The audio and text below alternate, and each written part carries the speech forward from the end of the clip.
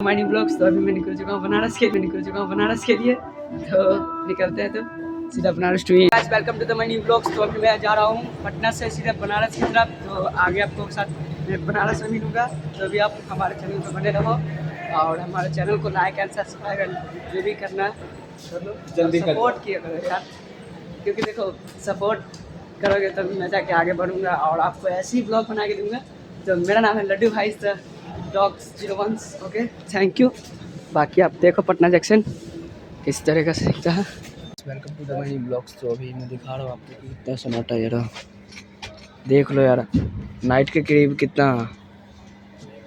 Night के भी 5:51 हुए हैं और ये सन्नाटा देखो यार, देखते हैं क्या होता है। ठीक है तो अभी हम आ चुके हैं मतलब बनारस के आधे में लोग